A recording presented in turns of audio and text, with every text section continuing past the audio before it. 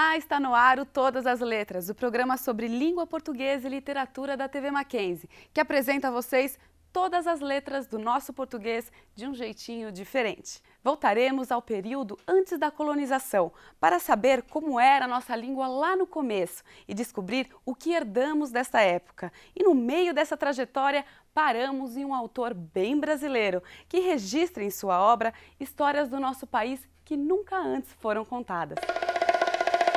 Rui Castro, o autor das grandes biografias brasileiras. A língua indígena e sua contribuição na língua portuguesa. Mas dó é pena no sentido de sentimento, de sentir dó. Pena de pássaro é pena mesmo. É fácil. Língua enrolada. E o curioso livro do escritor Marçal Aquino, a começar pelo próprio título. Parecia um verso de bolero. Eu não sabia o que era isso, eu anotei, deixei, falei, uma hora eu vou achar uma história que encaixe nisso. Quando os portugueses chegaram ao Brasil, a língua tupi era a mais falada no país. Ainda em 1700, de cada 4 brasileiros, 3 falavam o tupi. Mas foi neste mesmo século que o Marquês de Pombal instituiu a língua portuguesa em todo o território como língua nacional e logo depois proibiu o ensino ou o uso da língua geral, ou tupi antigo.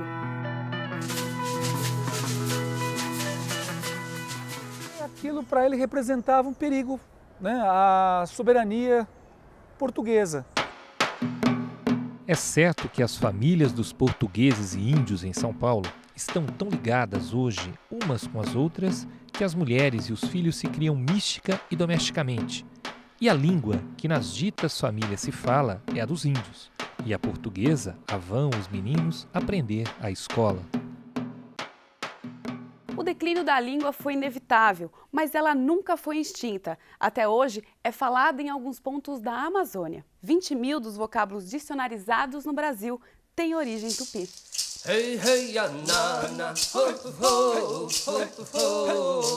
Por exemplo, ir para cucuia. Quem é que não conhece essa expressão? Cucuia quer dizer ficar caindo sem parar. Quando uma planta começa a perder as suas folhas, os seus frutos, ela está indo para cucuia. Ficar na pindaíba é ficar numa situação financeira difícil, né?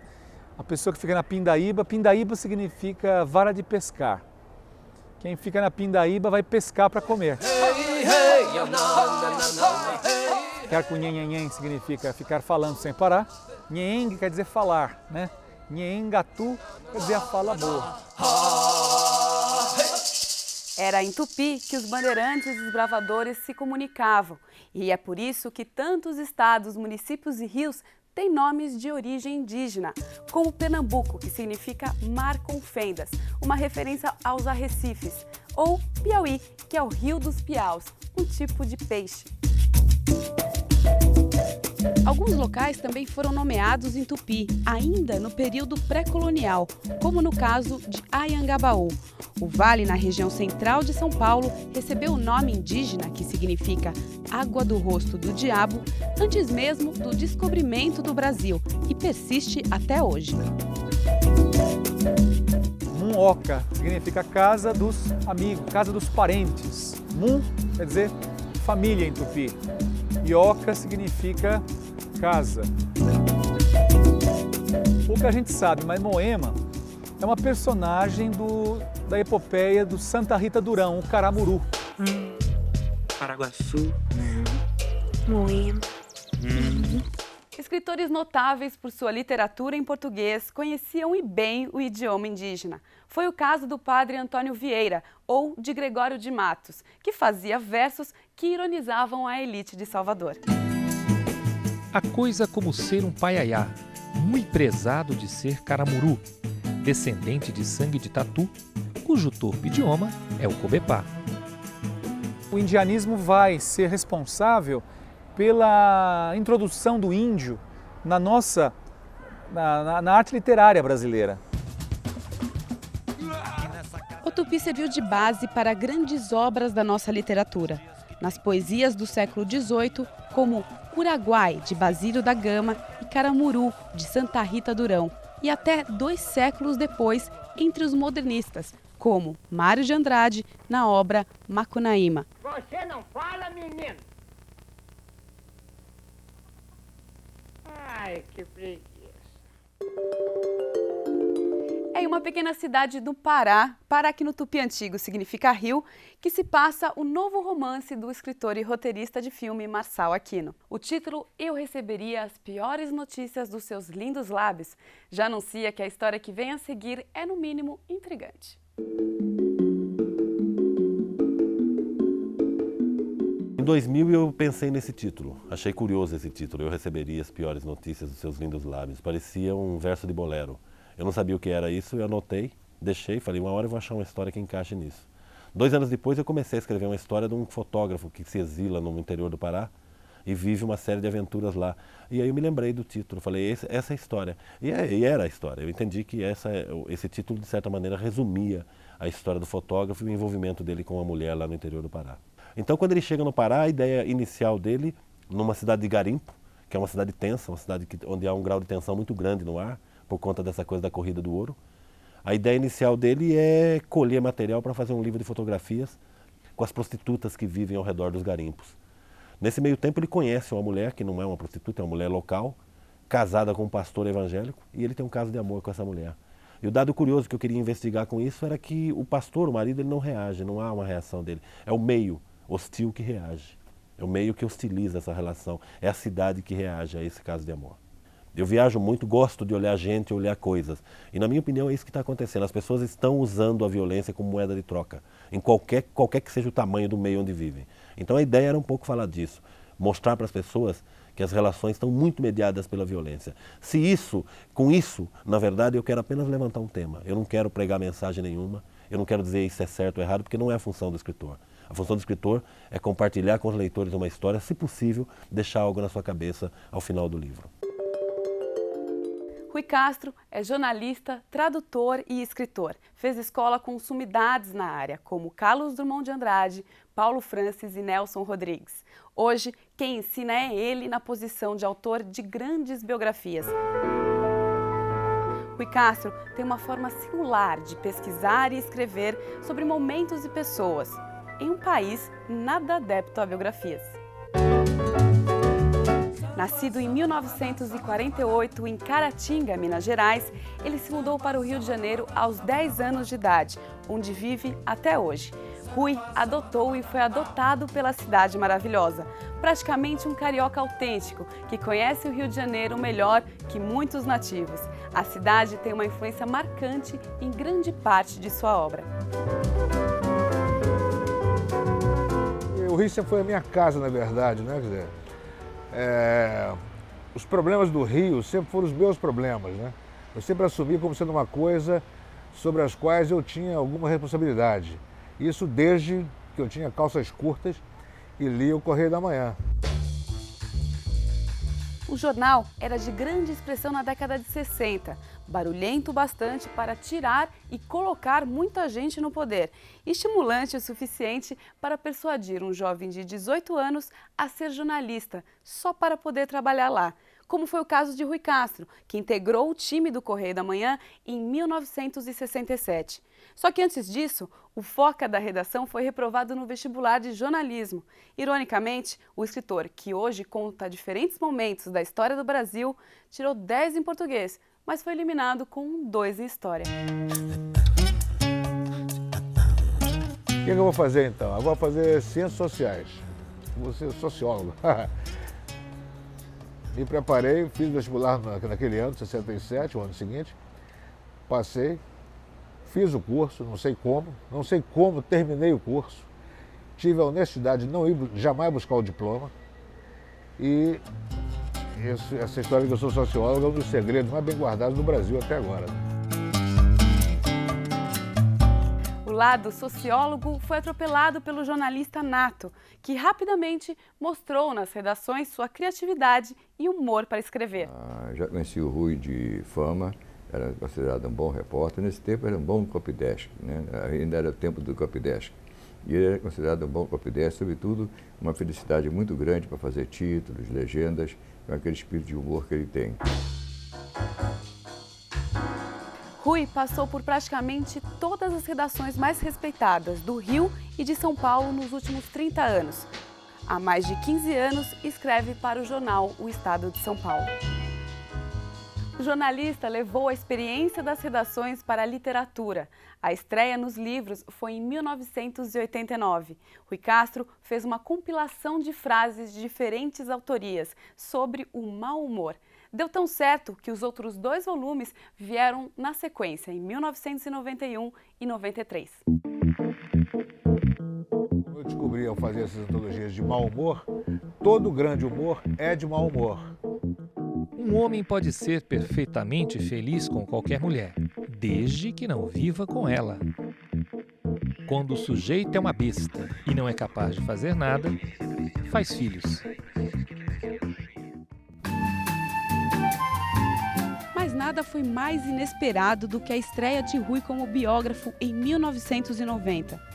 O livro Chega de Saudade traça um perfil coletivo dos compositores e cantores que criaram a bossa nova. 69 mil exemplares foram vendidos e o leitor descobriu que o autor é, na verdade, um grande pesquisador, capaz de detalhar e de reproduzir momentos primorosos, esquecidos até por quem os viveu. Veja bem que você não tem no Brasil, em nenhuma faculdade, cursos de biografia. Os cursos de letras não têm uma cadeira de biografia. Então não havia, pelo menos na minha época, quem me ensinasse a ser biógrafo. Eu tive que meio que aprender meio que no tapa, entendeu? Fazendo, né?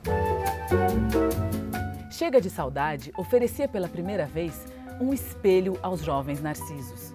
Os garotos podiam se ver naquela música, tão bem quanto nas águas de Ipanema, muito mais claras que as de Copacabana. Na época, não se tinha consciência disso, mas depois se saberia que nenhum outro disco brasileiro iria despertar em tantos jovens a vontade de cantar, compor ou tocar um instrumento. Porque ele pega tantas informações que ele acaba traçando um painel histórico, um painel sociológico, sem ser chato, né? Daquele ambiente onde a coisa está acontecendo. Isso faz com que o leitor seja transportado para lá. E assim, Rui Castro encontrou a fórmula para instigar o interesse do leitor brasileiro por biografias e conseguir publicá-las pela editora Companhia das Letras. Mais alguns anos de pesquisa, 125 pessoas entrevistadas e Rui Castro escreve a biografia do maior e mais controverso dramaturgo brasileiro. O livro O Anjo Pornográfico, A Vida de Nelson Rodrigues, vendeu 76 mil exemplares. Nelson Rodrigues é uma coisa incrível, que Nelson Rodrigues faz parte da infância profunda do Rui. Parece mentira, mas o Rui aprendeu a ler lendo Nelson Rodrigues, que a mãe dele lia A Vida Como Ela É, no jornal, em voz alta com ele no colo. Vem cá, escuta aqui. Sabe que, sinceramente, se eu fosse você, um pai, se tivesse uma filha e minha filha casasse com um cara assim como, entende? Palavra de honra, dava-lhe um tiro na cara. O livro vendeu muito e muita gente que não tinha a menor ideia de quem era aquele escritor, autor, homem Nelson Rodrigues, passou a conhecer uma figura de uma riqueza incrível. A escolha do biografado, neste caso, foi afetiva e também pode-se dizer confortável, já que o protagonista era intrigante por natureza e tinha boas histórias para serem contadas. Nelson fez 4 anos dias depois da chegada da família à Rua Alegre. Ainda usava camisinha de pagão acima do umbigo, sem calças e sem consciência da própria nudez, quando uma vizinha, Dona Caridade, irrompeu pela porta e esbravejou para sua mãe: "Todos os seus filhos podem frequentar a minha casa, Dona Esther, menos o Nelson." Diante da perplexidade geral, a acusação: vira Nelson aos beijos com sua filha Ofélia, de 3 anos, com ele sobre ela, numa atitude assim. É claro que Nelson só havia tentado, esclareceu Dona Caridade, mas aquilo era suficiente para qualificá-lo, aos 4 anos completos, como um tarado de marca maior. Se eu fosse escrever uma vida do Nelson, eu gostaria de ter escrito aquilo que o Rui escreveu. Ele é um chato, ele pesquisa, antes de fazer uma linha, ele pesquisa brutalmente.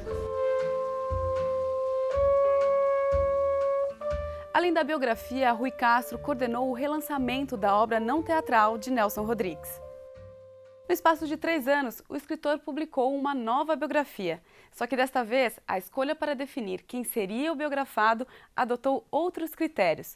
A obra Estrela Solitária, um brasileiro chamado Garrincha, conta a saga do jogador de futebol de pernas tortas e que, com toda a sua ingenuidade, proporcionou grandes capítulos para essa biografia.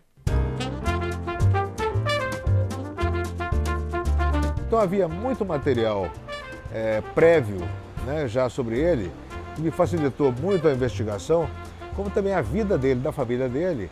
É uma história que se contava por si mesma, né?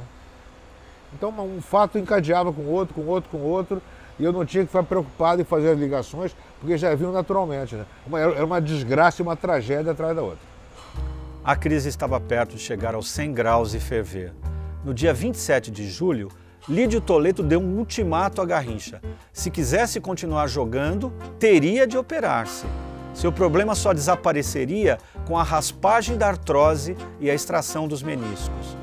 Médicos, enfermeiros, preparadores físicos, todos estavam cansados de vê-lo arrastar-se no gramado, ser humilhado pelos zagueiros, deixar o campo com o joelho estuporado e voltar aos fornos, toalhas quentes e injeções, depois entrar em campo e começar tudo de novo.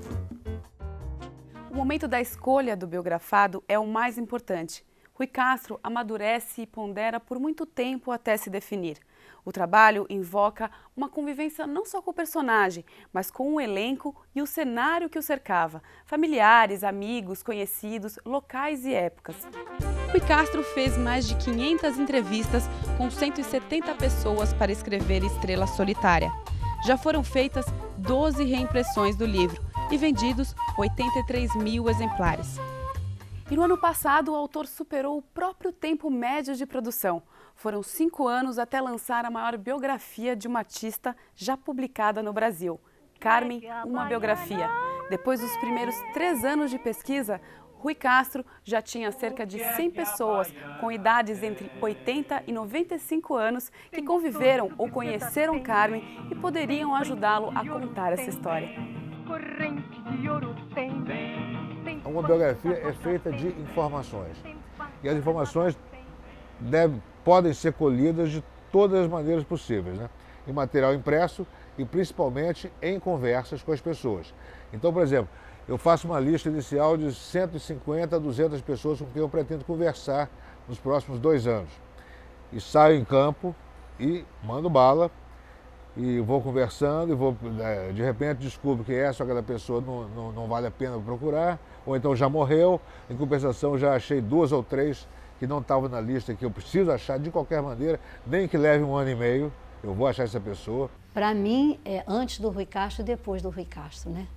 Porque realmente a obra dele eu acho que não vai ter mais o que pesquisar. Acho que ele pesquisou tudo que podia pesquisar sobre a Carmen.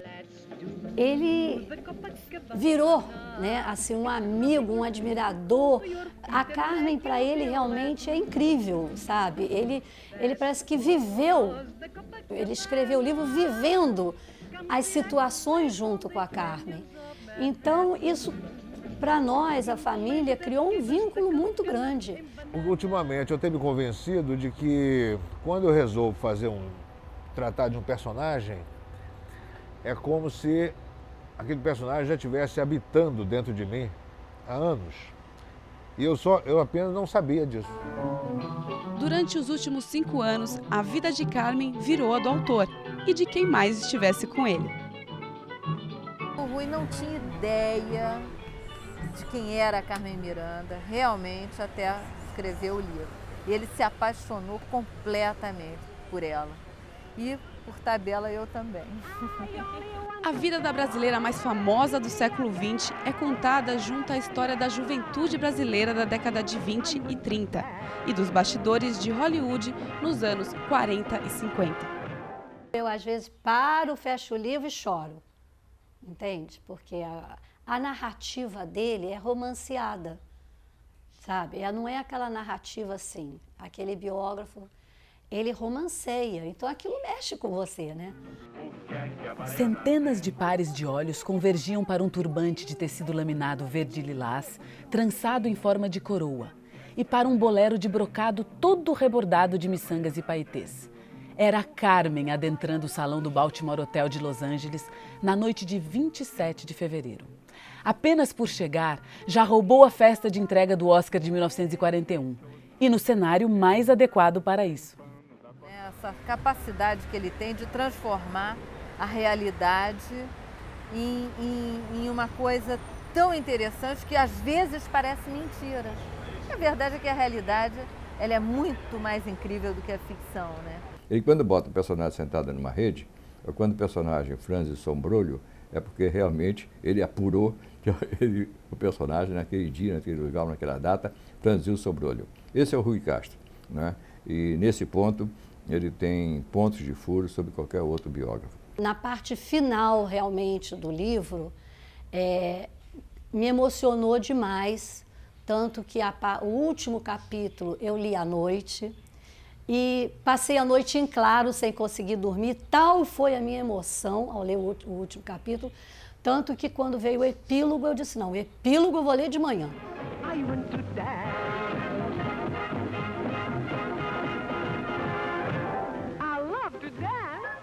Rui Castro é autor de inúmeros outros livros que falam sobre a bossa nova, o Rio de Janeiro e suas personalidades, o futebol, o jazz, a praia. Sempre com a intenção de recuperar momentos e prazeres e valorizar aquilo que não poderia cair no esquecimento. Seu novo livro sobre outra grande paixão, o cinema, sairá em setembro. Uma coletânea de artigos sobre o assunto que o jornalista já publicou em diversos jornais. Sobre as biografias, ele garante que não há nenhuma em mente, mas as anotações, os pequenos papeizinhos que guarda e as coleções involuntárias que faz, talvez já estejam à espera de serem despertadas para comporem uma nova obra. Posso dizer que eu estou há 20 anos desempregado, né? Ou pelo menos sem um patrão. Mas, na verdade, eu tive patrões esses anos todos. E tive os melhores patrões que eu podia jamais sonhar, que foram, pela ordem de entrada em cena, foram a Bossa Nova, o Nelson Rodrigues, o Garrincha, Ipanema e a Carmen. Chegamos ao final deste Todas as Letras com a mistura de raças, cores, sons e culturas, todas bem brasileiras. Até o próximo, mas antes, se você quiser participar, dar sua opinião, mande um e-mail para todasasletras@mackenzie.com.br. Obrigada e até lá!